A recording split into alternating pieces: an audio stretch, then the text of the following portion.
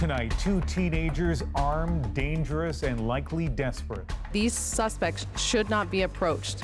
Another burned-out car and new dark details about the fugitives. The intense manhunt in northern Manitoba. Did you actually totally exonerate the president? No. Robert Mueller finally testifies, but did it change anything? We'll break it down with our U.S. political experts. There will be a generation of kids, and hopefully millions and millions of kids, that will see themselves represented in a way that, quite frankly, they haven't been before. He's the next Marvel superhero, its first Asian star. One-on-one with Simu Liu. This is The National.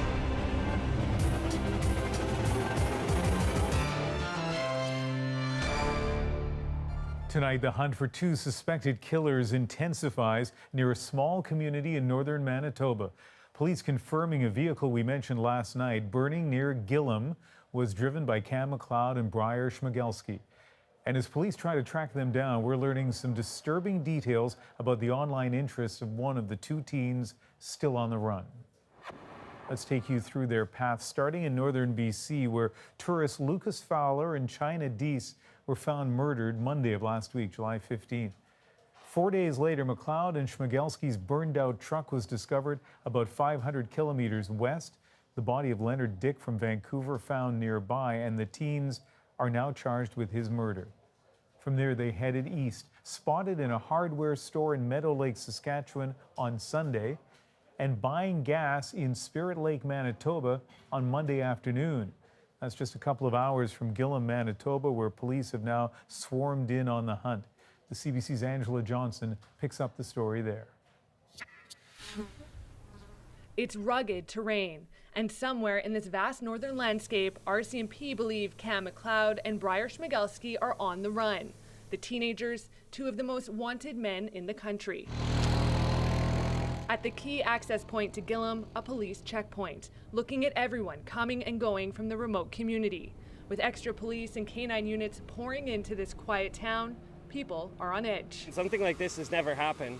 What was in their mind to have them decide to come to Manitoba? It's nerve-wracking. Like, I'm scared for my grandchildren and my friends and family that live here.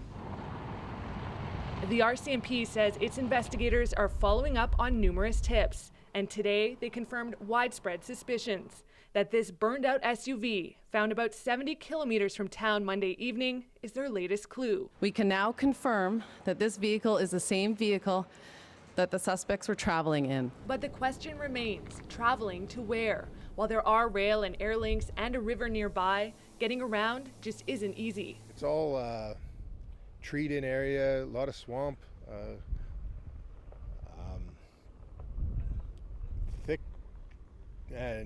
Thick bugs, nasty terrain. In a community where everybody knows everybody, the hope is to find those two young men who would stick out as a full-on manhunt continues in the province. Angela Johnston, CBC News, Gillam. 4 provinces away, another community caught up in this story. Port Alberni, BC, where McLeod and Schmigelski grew up. Tanya Fletcher explains what those who know them are telling us. A clearer and darker picture is emerging of a murder suspect at the center of a cross-country manhunt. These photos of Briar Schmigelski sent to CBC by a fellow online gamer show the teen dressed in camo with a Nazi symbol on display. He's a much different image than the boy people here knew in person. He was a nice kid, very quiet. Lisa Lucas lives a few doors down from Schmigelski's grandmother, where he often stayed as a child. Her son Rylan became quick friends with Schmigelski. The two played together for years, but eventually grew apart. Rylan just said he just gave off a weird kind of a vibe. He just, after a while, just started making people feel uncomfortable. She says her son became concerned with Schmigelski's love for violent video games. He would mention things about, like, if this was real, you know, like when they're playing video games, like, could you imagine if this was real, kind of a thing. and he'd get a little too excited about it, I guess. Others who knew Schmigelski more recently describe him as an outsider. He was definitely not the average guy, and he's a little bit weird. Mathis Mueller met Schmigelski at a skate park a few months ago. The two stayed in touch on Facebook. In April, Schmigelski sent him this message asking him if he wanted to meet up to talk about politics. He's saying stuff like he wanted to start like a militia or something like that, and do some gun shooting. Schmigelski's father said he'd asked for an airsoft gun which shoots plastic bullets. He bought it for him and says his son and his friends would battle each other in the woods. As for Cam's father, Keith McLeod, he's not ready to be interviewed yet, but I spoke with him by phone and he says he can't even make it through a sentence without breaking down, and he sent us this statement instead. To all the people who truly care, I'm sitting at home worrying about my son. Cam is a kind, considerate, caring young man and has always been concerned about other people's feelings. As we try to wrap our heads around what is happening, we hope that Cam will come home to us safely so we can all get to the bottom of this story. A plea for answers that are tough to come by, but desperately needed. Tanya Fletcher, CBC News, Port Alberni. As Tanya mentioned, some of the photos of Schmigelski came from people he gamed with online. So let's bring in Katie Nicholson. Katie, you spoke to some of those fellow gamers today in detail. Yeah, Briar Schmigelski and Cam McLeod had several online gaming accounts. There are a number of websites where you can play video games and communicate with other gamers. So one gamer we spoke with today told us Schmigelski sent these pictures to him last year during one of almost a dozen conversations. He said Schmigelski was constantly wanting to talk about what the Nazi regime did right and what it did wrong. And he said he talked about his airsoft rifle. That's a replica gun used in some shooting sports. And he remembers cautioning Schmigelski not to kill anyone, but at the time, he didn't think it was a serious threat. It was also uncomfortable that the gamer stopped communicating with him. Now, he told me now that Schmigelski is on the run. He's concerned for his safety, which is why we're not revealing his name. Schmigelski's social media shows a fascination with Russia. He apparently began learning the language in 2015. One gamer told us he adopted a heavy Russian accent when they chatted. And he belongs to some pro-Putin and pro-Trump groups. Now, people's actual lives can be very different from their online lives, but these are at the very least, some indications of Schmigelski's interests. As for Cam McLeod, his social media presence is pretty sparse. His privacy settings locked down, but one gamer did tell us he's shy and cheerful, a normal teenager. Ian? All right, Katie, thank you. You're welcome. As they remain at large, police are asking anyone who sees the pair not to engage with them.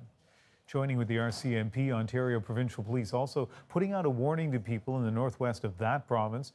Both McLeod and Schmigelski are tall, 6'4". Both had brown hair when they were last seen, though they may have tried to change their appearances.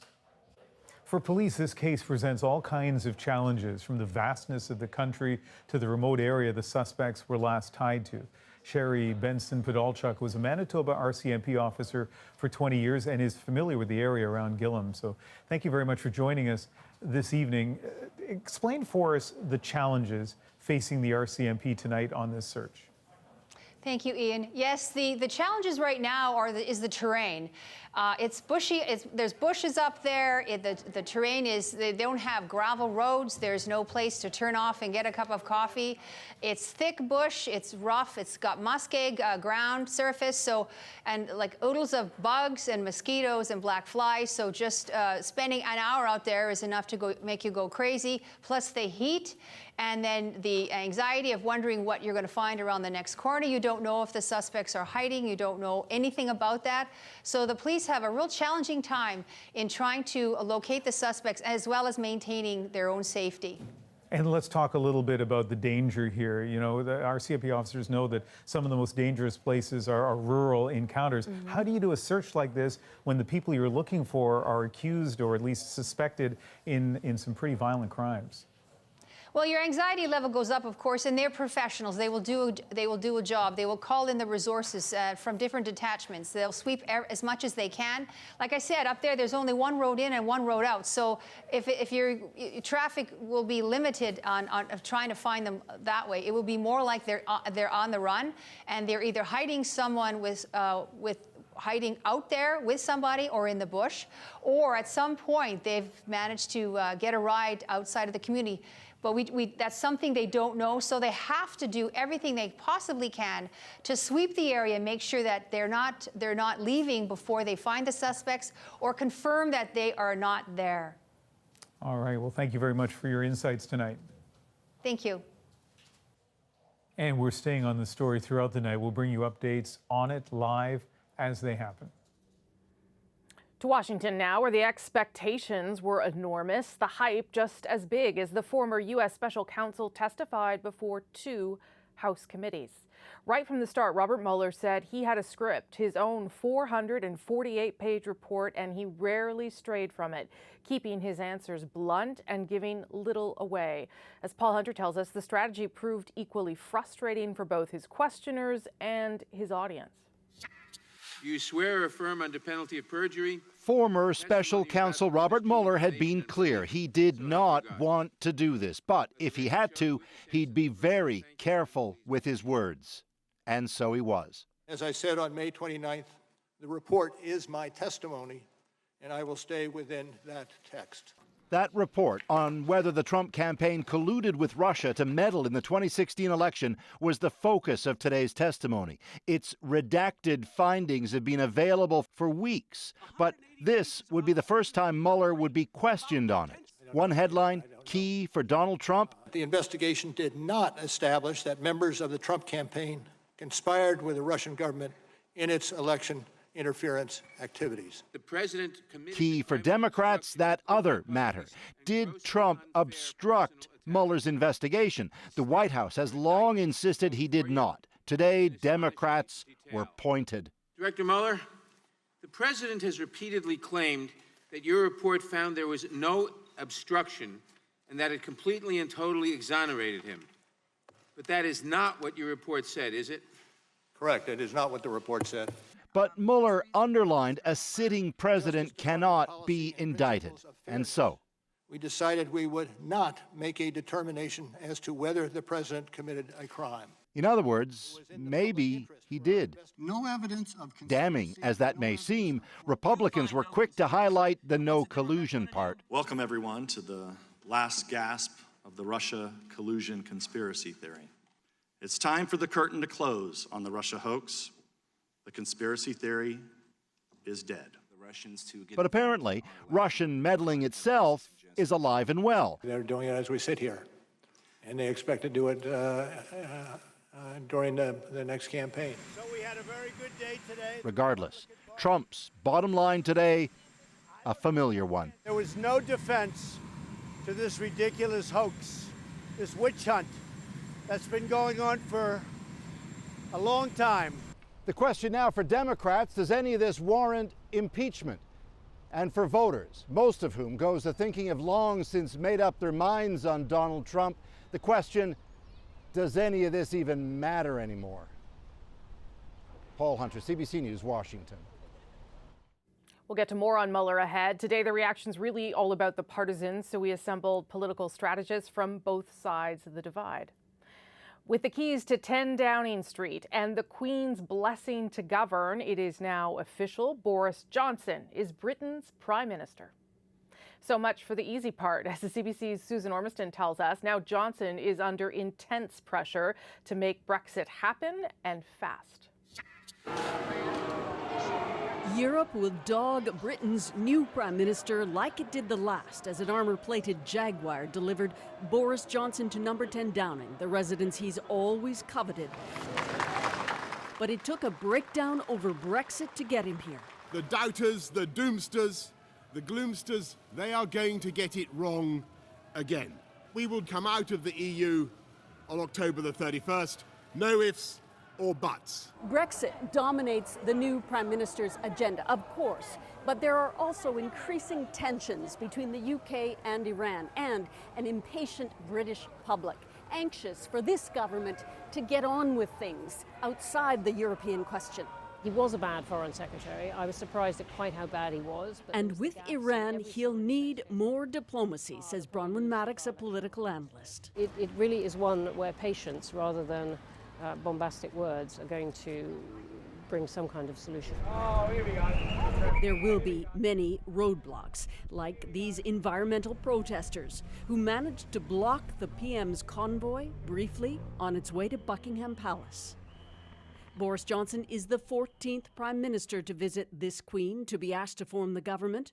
Her first was Winston Churchill, a hero of Johnson's. And as the temperatures soared in London this week, Brits are deeply divided. At one stage we controlled 2/3 of the planet, and now we've got Boris Johnson in charge. Great, we've done really well, haven't we? People think that he's a buffoon, but the fact that he was educated in Eton, I think he's a very, very clever man. He's very popular. Popular in a way that Theresa May never could be. Their successes will be our country's successes, and I hope that they will be many. Graciously departing, along with more than half her cabinet who quit or were sacked tonight. Boris Johnson is the third Conservative in 10 years to run this country, but he is staging a very different government. Already provoking protests as police locked down Downing Street for a short time this evening. Susan Ormiston, CBC News, London.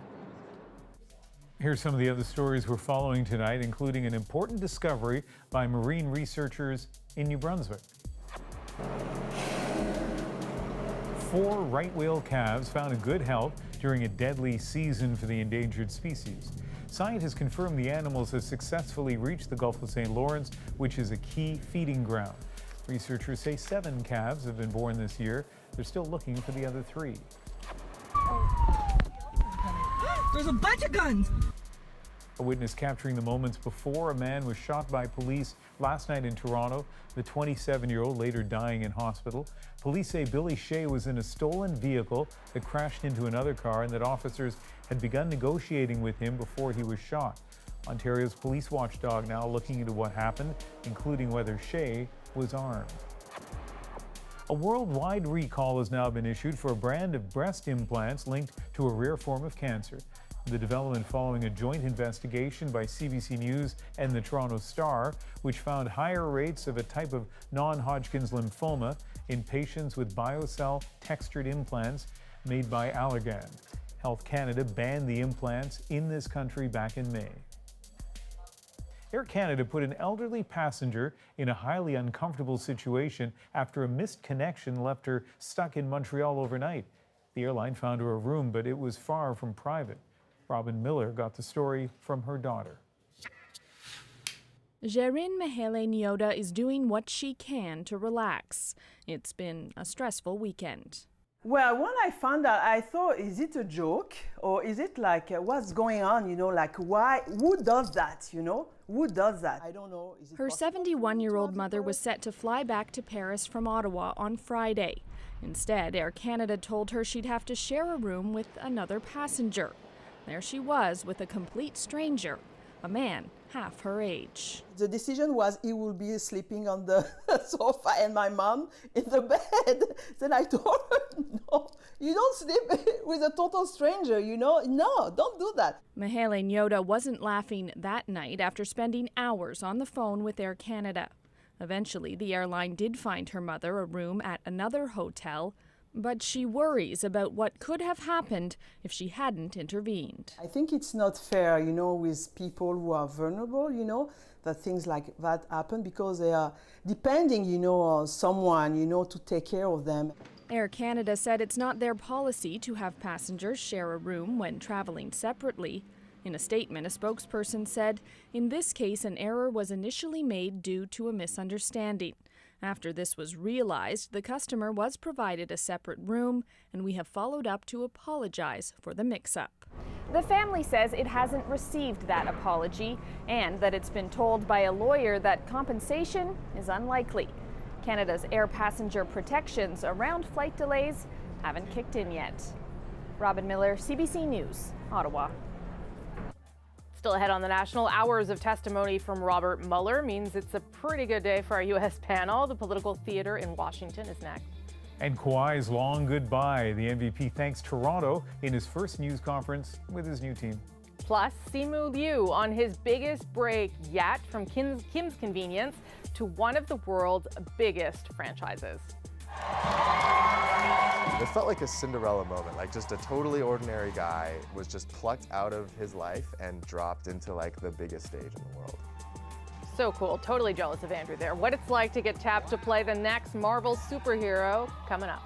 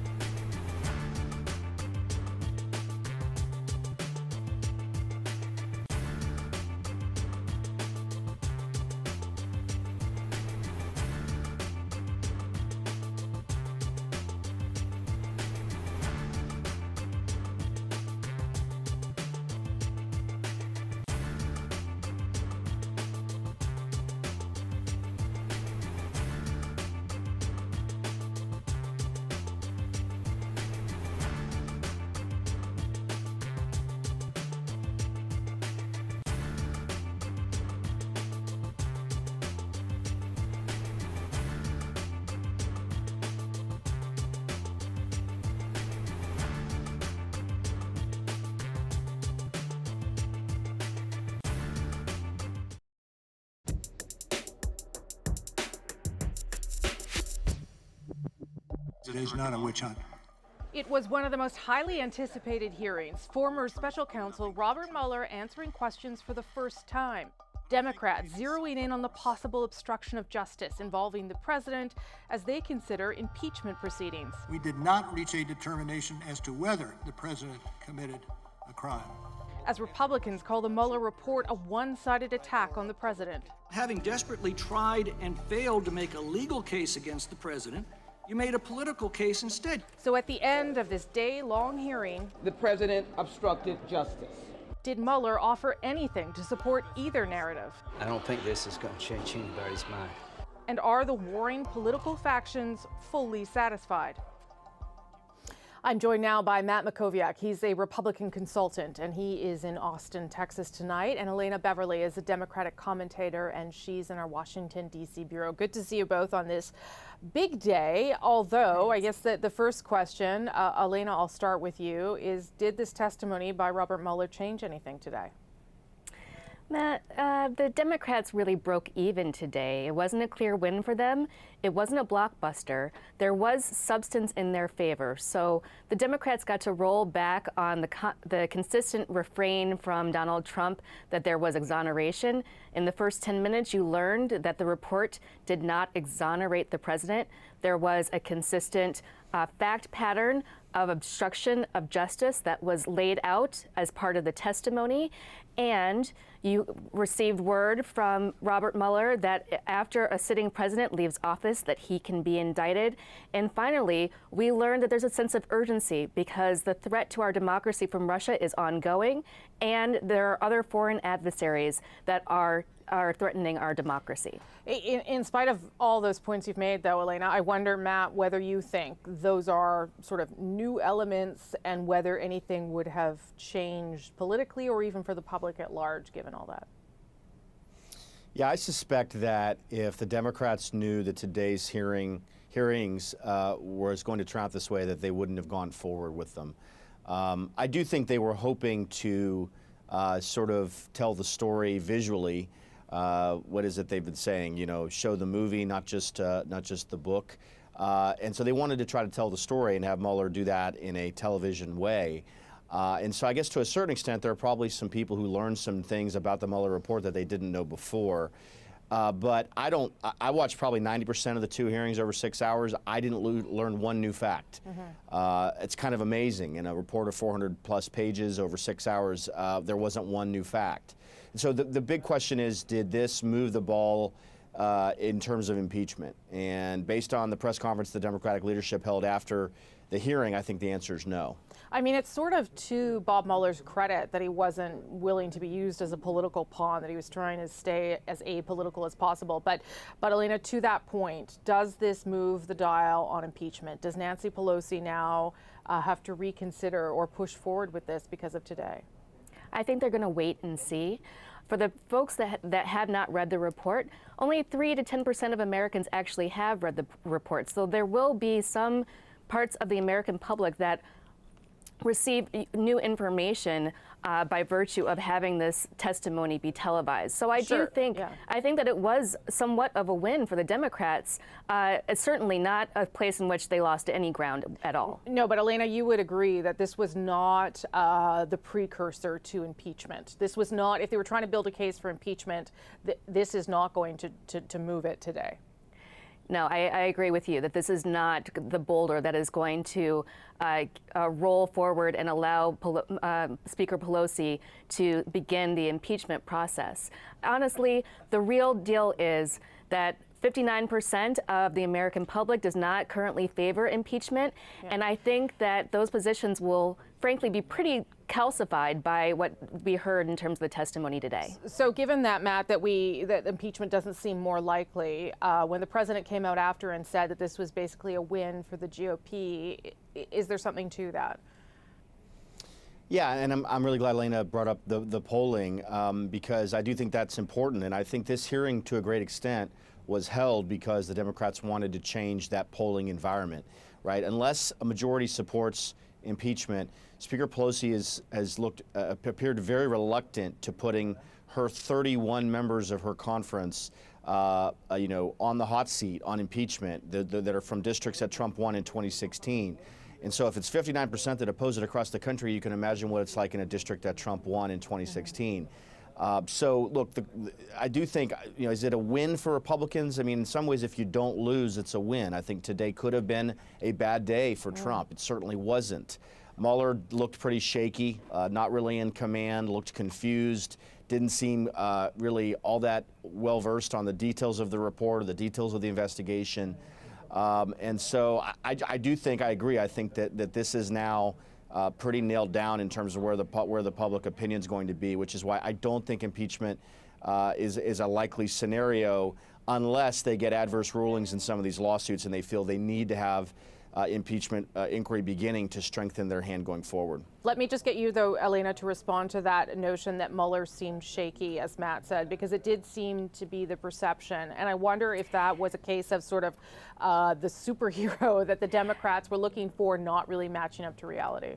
That's exactly what I think. I think that we as Democrats have lifted up Mueller as a superhero for months while the development of the report was ongoing and the investigation was ongoing. We lifted him up as a superhero. So unless he showed up today with a cape and saying that, or holding up a sign that nothing hurts him other than kryptonite, he was going to look frail. He was going to look human. Yeah. Okay, Matt and Elena, thank you for your perspective tonight. Appreciate it. Thank you. Still ahead on The National, from Kim's Convenience to Hollywood Boulevard, the Canadian star of the next Marvel movie sits down with Andrew to talk about his big break and what it means to be cast as the first Asian lead in a superhero movie. there will be a generation of kids, hopefully millions and millions of kids, that will see themselves represented in a way that, quite frankly, they haven't been before.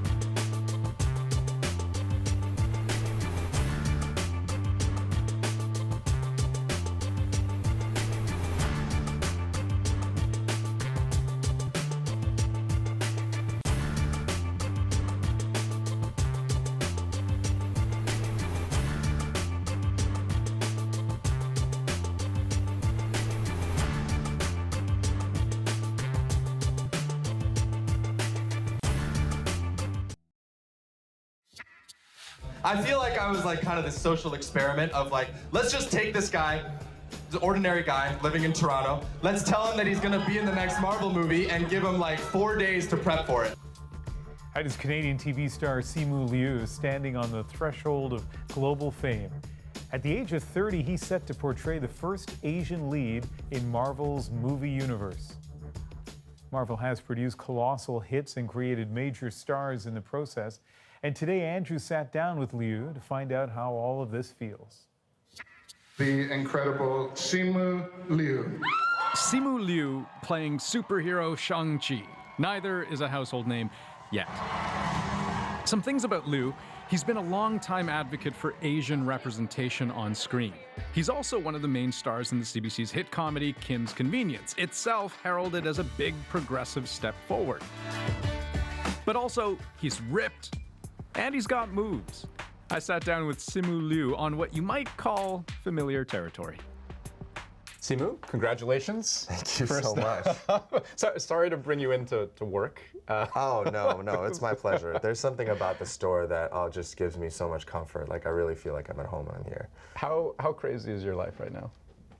I cannot even describe to you. Okay, it felt like a Cinderella moment. Like, just a totally ordinary guy was just plucked out of his life and dropped into like the biggest stage in the world. And I'm sure that moment must be a blur now. That when you think back. Oh my God, yeah, totally. I mean, now that you've had a few days to process it. I mean, is it settling in your mind? A little bit. There's a bit of normalcy in coming back home and just doing your mundane everyday tasks. Like, you know, I had to walk my dog. I had to pick up his poop today. And, you know, there's something really grounding about that. You were surprised, clearly, you know, at the speed at which all of this happened. But I'm willing to bet there are so many Kim's Convenience fans who are also pretty surprised, in large part because they didn't know that you know how to kick ass. Right. Well, I mean, you know, I'd always loved doing martial arts, and I have a background in gymnastics as well. Obviously, Kim's Convenience is maybe not the place to show it every day. But no, I think that's part of being an artist is constantly kind of reinventing yourself and showing different parts of you to the world. And yeah, trust me, I'm really hoping. I'm really excited to get into the training component as well. Well, because in a way, you've been training for this role longer than say you'd been training for something like Kim's Convenience, right? You've been training for this all your life. It makes it feel like it was all like written somehow, which I totally don't think it was. But I guess, you know, yeah, you're right. When you look back, I mean, my heroes growing up, of course, I think like a lot of Asian kids was Jackie Chan and Jet Li, just because they were really the only kind of heroes that we had on screen. Can I just get a fist bump for Jackie Chan? Being a Jackie Chan fan, favorite Jackie Chan fight scene? Favorite Jackie Chan fight scene? Okay, I'll tell you mine. Okay, Massage Parlor in Rush Hour 2. Okay. Yeah. And also in Rush Hour 2 when he's in the casino and he fits himself through that like tiny little cash till. Which is every movie, every scene. Yeah, it's true. So why is this role, I mean, landing this role so important for you? Because there are no other title heroes in the MCU that look like myself or like you. Because, you know, over the last however many years, there have been 2 studio movies featuring Asian leads. Crazy Rich Asians and Joy Luck Club, which came 25 years before it. It's really about being seen in a way that we haven't before, because we know, I mean, you and I both know the stereotypes that kind of plague Asian Canadians, Asian Americans, particularly of men. Is this why on your Instagram I see like all pictures of you without a shirt on? Among other reasons, I think, you know, I definitely feel like I had something to prove. I just think that, you know, we need more public figures or whatever have you that are more unapologetically Asian. People who are willing to kind of wear that ethnicity or that cultural identity proudly. And it's something that I struggled with a lot as a kid growing up, because, you know, we were constantly being made fun of for the things that made us different. So whether that was bringing, you know, a smelly lunch into class, whether that was just, you know, looking different, the shape of our eyes, but we were always made to feel like being Asian was something to be ashamed of. You just gave me a flashback of bringing a thermos of fried rice to school every day, and I just had a ham and cheese sandwich. Right. And the thing is, which of those would you rather have right now? The fried rice is easily the But better when meal. you're a kid, you're like, just give me Lunchables and the Dunkaroos. That's all I wanted. Is it weird for you to think that, you know, in a couple years from now, there's going to be some 8-year-old in a Halloween costume, you know, and he says, "I am Simu Liu's Shang-Chi."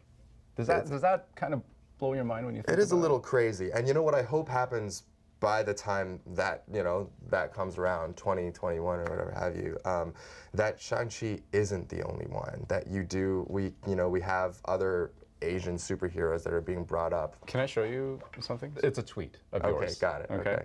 So I want you to, so first of all, just look at this. Tell me when you wrote that, and then read it out for me. Okay.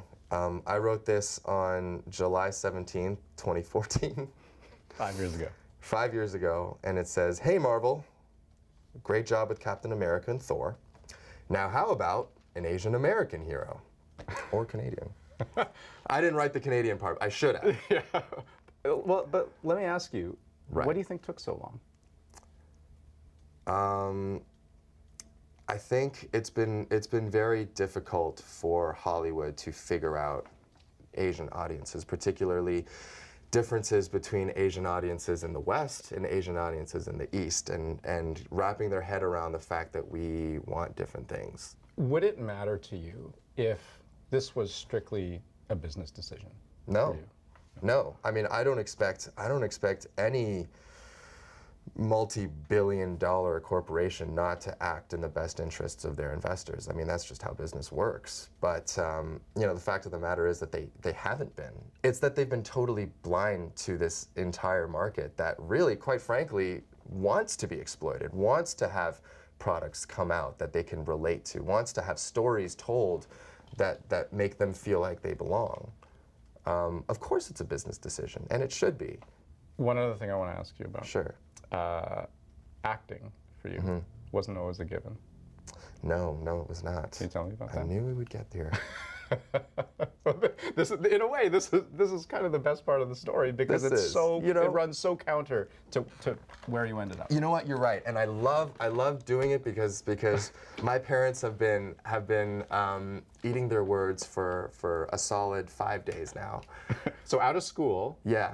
Where do you land? What's the job? So I landed at a Big Four accounting firm on Bay Street, and I lasted 8 months. All of 8 months? All of 8 months. And what happened after 8 months? I got laid off. Because? Because I had failed my first accounting exam, because I was constantly coming in late, because I was just finding it so excruciatingly difficult to get out of bed in the morning and feel passionate about this job. I think if you love being an accountant, then you should absolutely pursue that. I didn't. Well, except the irony is you sort of did. I saw a photo of you. Oh, yeah. Oh, God. Oh, yeah. You know what I'm talking about. I know what you're talking about. Yeah, when I was just starting out in acting, you know, you have a hard time cobbling together a livable wage, let's just say. And I got this call to do a stock photo shoot for about $120, and I said, okay, I don't know what this is, but I had to put on a shirt and act like I was in a bunch of business meetings. And then, so yeah, the irony is that those photos actually did extremely well because I guess I look the part. And those images are now used on corporate websites, used in advertisements. I believe I am on the cover of accounting textbooks now. Yep. Yeah. Yeah. Yeah. Life's a trip. I don't know. Does Shang-Chi interfere with Kim's convenience? I hope not. I hope not. Our producers and our whole team over here has been so amazingly supportive, and I have a feeling that if we come back for season 5, that you'll be seeing Jung as well. Simu, congratulations. Thank you so much. Cheers. That was just so cool. I love that whole thing. I'm pumped. Still ahead on the National, bye-bye Kawhi. In his first news conference with his new team, Kawhi Leonard gives the Six one final thanks. I also would just want to, thank the city as far as the restaurants, giving up that Kawhi and dine throughout the playoffs. Took advantage of that. A final farewell in our moment.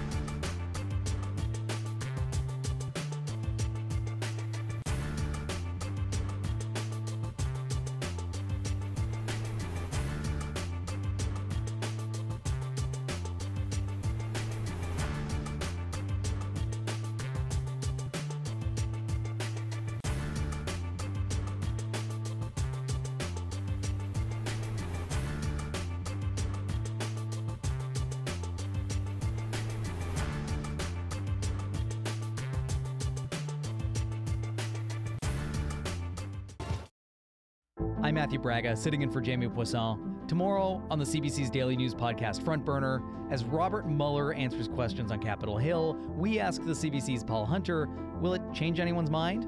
Subscribe wherever you get your podcasts.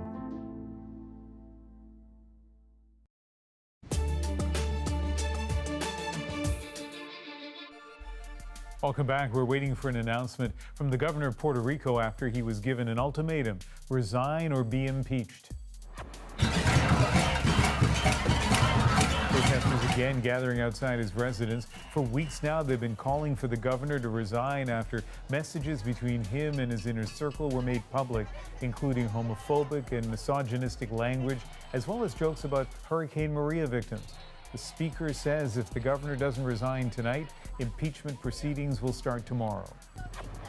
The first person to be convicted as a result of genealogy research has been given 2 life sentences. William Talbot found guilty last month for the killings of a young BC couple. They went missing in 1987.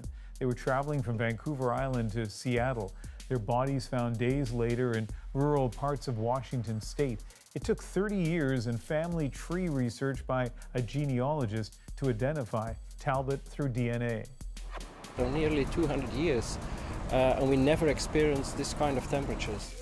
And Belgium issuing its first ever red code warning as a heat wave sweeps across much of Europe. The mercury hitting 39 degrees there today. That shatters the previous record set in 1947. France is feeling it too. It took only 10 minutes for this chocolate Eiffel Tower to melt. Temperatures there expected to peak tomorrow with a high up to 42. First Nations leaders from across Canada are in New Brunswick this week for the annual meeting of the Assembly of First Nations, all of them in step, pretty much. As Kayla Hounsell reports, they want to make sure Indigenous issues get more attention during the campaign and Indigenous voters hold greater sway. Oh, good shot. Playing with her girls on St. Mary's First Nation, Arlene Brooks says she wants to protect the environment for their sake. But if we don't have clean water and clean air and trees and our plants and just Mother Nature in general, then what are our children going to have to look forward to? A couple of blocks away, band councillor Evan Sokobi has the same concern. Our rivers are being polluted and there's talk of mines being brought into our territory. The environment, specifically climate change, is the #1 issue for the Assembly of First Nations heading into the fall election. We see the big winds, we see the floods, we see the fires, we see all these natural things that are turning around, and our elders predicted that. Bellegarde is trying to make sure Indigenous people influence party platforms. He's also calling on them to vote in record numbers for the second election in a row.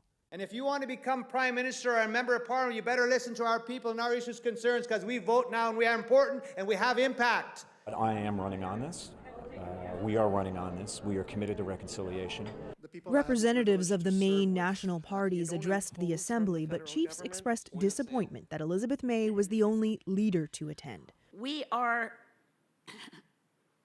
as a party, hoping to earn your vote. Bellegarde says Indigenous people also want to see the implementation of recommendations in the report on missing and murdered Indigenous women and girls. That's also a priority for Arlene Brooks. Her sister was murdered 7 years ago. And it's heartbreaking.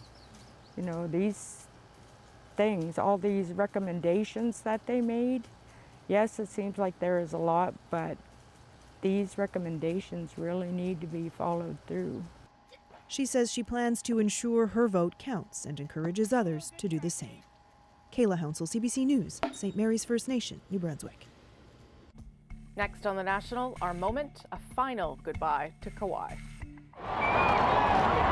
Thank all of Toronto, the city, the country. You know, it was a great, amazing season. Best parade ever. I would agree. His parting words next. But first, the world has lost a talented actor who had dozens of film credits, but is best remembered for one cult classic.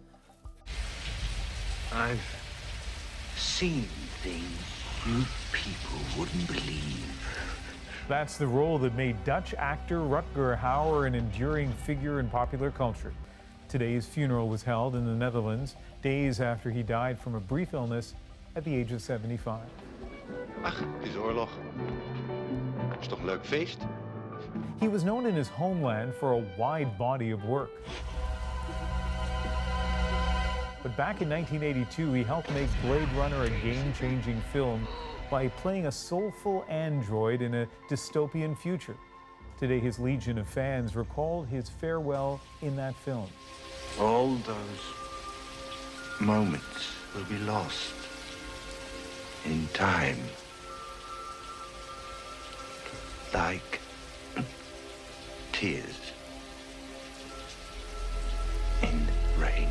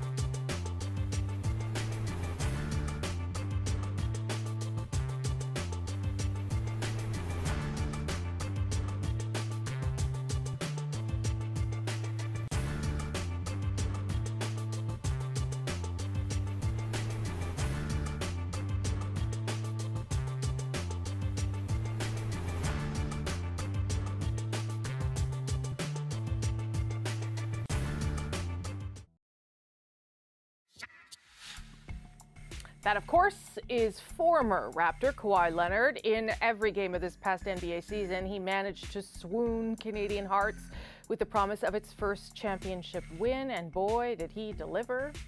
Alas, all good things must come to an end, apparently. Leonard was introduced as an LA Clipper officially during a press conference today, but even as he started his new basketball life, he made sure to let us know he appreciated the free food and all that, and that he was still our fun guy, and his farewell is our moment. Just thank all of Toronto, the city, the country. You know, it was a great, amazing season. For the win! Lowry to Leonard, left-handed slam! Launches, he's feeling it! Best parade ever.